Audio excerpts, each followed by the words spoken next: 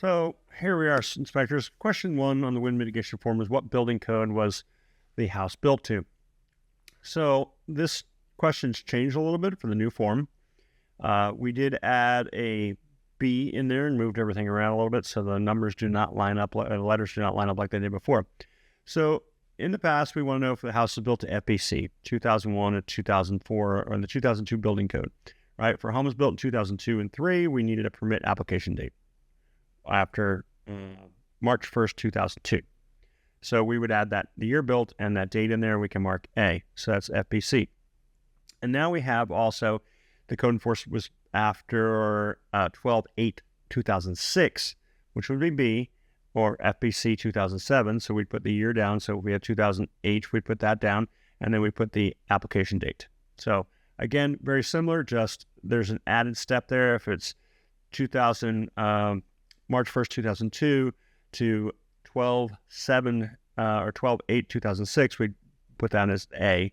And then after 12/8/2006, we're going to put B. Okay, with the caveat in for the high velocity hurricane zone only, so this is only for the high velocity hurricane zone. We also had the South Florida Building Code, or the SFBC 1994. So again, we're looking for a date after 9/1/1994, and then we're going to put the application date. So, and they want that for 95, 96. So anything from 95, 96, 94, 95, 96. So we're going to have to put those in there. If we don't know, we're unknown. But remember, C is for the high velocity hurricane zone.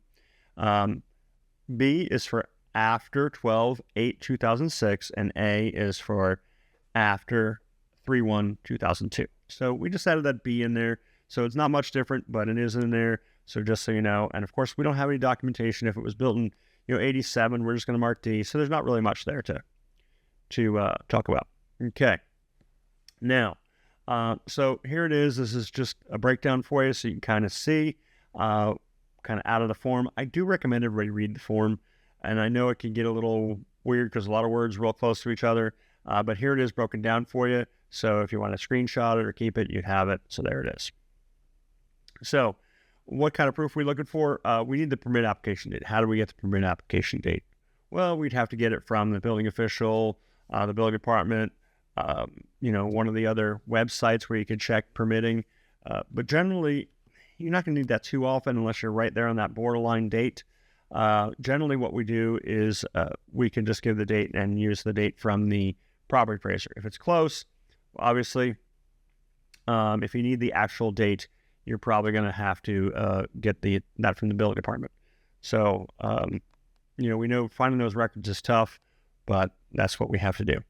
Now, I'm going to say something like with this about you're not required to get that information. You can ask the homeowner to do it. So we do the research, obviously, because it's much easier for inspectors for us to find this information. But some inspectors will say you're just going to need to provide it to me. And in cases for research, sometimes when you have somebody who's been in law enforcement, that information may be blocked and you may not be able to get it. They're going to have to get it for you. So again, just something you have to pay attention to. And again, I would do this before you start the inspection so you're aware of what you're at. And that way, when you get to the inspection, you can say, hey, I didn't have this information. I wasn't able to get it.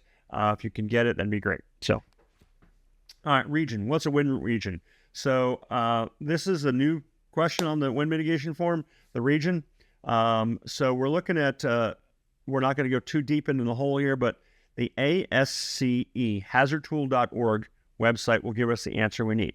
We have to pick a couple things when we go on that website.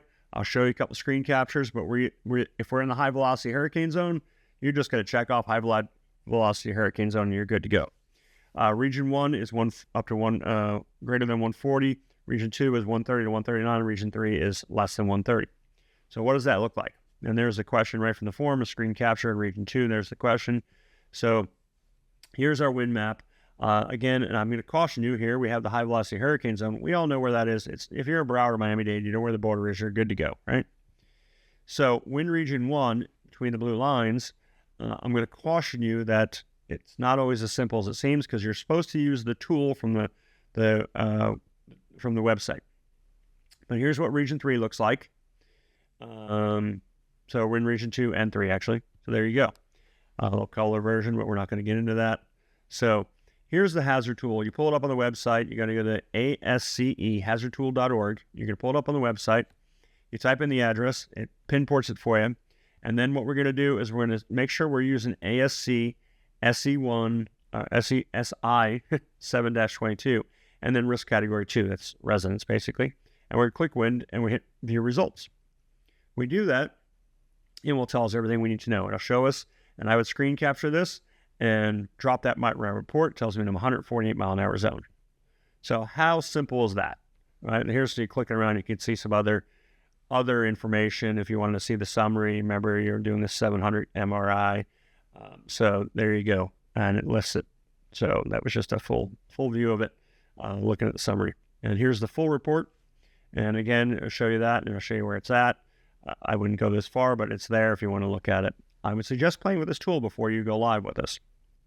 Again, doing this ahead of time a few times is very helpful. So what if we wanted to go find one in wind region 2? So what I did was here, I went to Windermere, and I pulled up this is west of Brevard County, East Orlando, and West Orlando, sorry.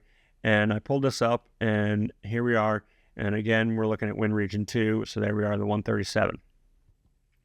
So here's one from Stark, Florida, in case anybody's been in the prison there. We pull it up, and we're at 123. Again, same kind of scenario. There you go, wind region 3. So then we're just going to check the box. So looking at the map, you say, okay, Brevard County right there, on the East Coast, most of it's in the one, it should be in the wind-borne debris zone, right? Well, you look at it here, so we're at the 140. That's fine, but you see the top section there. That little corner is less than 140. And we do have local county maps, and I'm not going to get into that, but in the past, sometimes they went right through the county. So you want to be sure you're using this tool now, not the map, right? So here you go. We're going to zoom in a little more, and we're going to see this. There's the 140 line. We're going to say, oh, Pitbull Lane, that should be region 2, right? Not so fast. We pull it up. It keeps it at 140. That's interesting. It should be outside the 140.